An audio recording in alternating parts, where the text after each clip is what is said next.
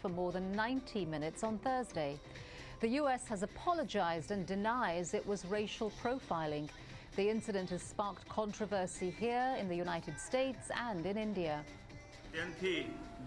This is a very unfortunate incident. It is unfortunate if such things happen to any Indian citizen, be it a politician or an actor or a common man. We expect the Indian Embassy in the United States of America to take up the matter with the Washington government. See, this attitude of the U.S. authorities is not right.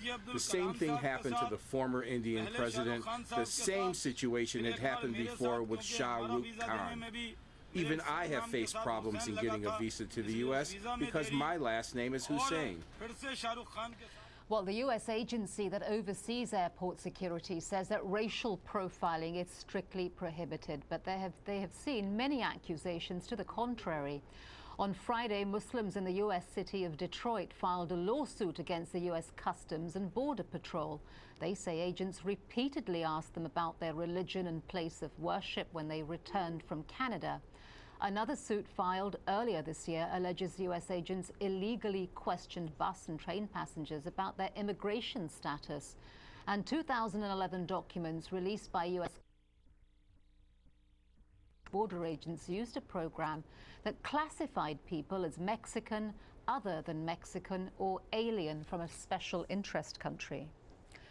Well, for more on this, I'm joined live by Dawud Walid, Executive Director of the Michigan chapter of the Council on American Islamic Relations. Thank you very much for being with us. Tell us a little bit about the kind of stories that you're hearing from plaintiffs who feel that their civil liberties are being infringed at U.S. borders.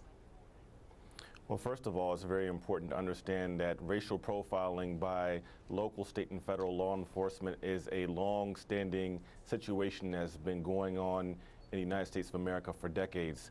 With that saying, saying that since 9/11 and then the Patriot Act and the forming of the Department of Homeland Security, there have been literally thousands upon thousands of American Muslims, Arab Americans, and South Asian Americans who aren't even Muslim, who are from Sikh background and Hindu background, who have been detained, not just crossing in the border for border reentry, but even on domestic flights, have been pulled aside, been asked invasive questions relating to religion, and have been subjected to humiliating second level screening in which people have even been strip searched.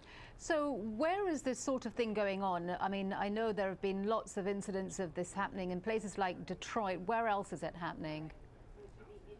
It's happening all across the country, actually, from Washington State to the state of New York. Last year, there was a story done by National Public Radio that showed American Muslims driving back and forth across the border into Canada, and the Buffalo area were subjected to this secondary questioning, asked about religious questions relating to faith. Do you pray? How many times a day do you pray? These type of nonsensical questions that really, at the end of the day, are just wasting taxpayer dollars and doing nothing to make us safer from a national security perspective. Okay, so what can be done then from a civil rights perspective to stop this sort of thing happening? Do you favor legislation? If so, how would that work? Well, it's two-pronged. Firstly, we filed a federal lawsuit today in court, the Eastern District Court in Michigan, against Customs Border Protection, TSA, and the FBI in terms of invasive questioning based upon people's bona fide beliefs. So this is the first step. The other is that though we have a Republican-led House, we still are in favor and advocating at the Council on American Islamic Relations, along with many other civil liberties groups, for the passing of what is called the End Racial Profiling Act, which is actually written by Congressman John Conyers, who's my congressman here in the metropolitan Detroit area, which would, in effect, make it illegal for federal law enforcement to use race, ethnicity, and religion as a predication to pull people aside and ask questions and go through this type of humiliating screening that many Muslims, Arabs, and South Asians have been subjected to since 9/11. All right, Dawud, Walid, thank you very much for talking with us. Thank you.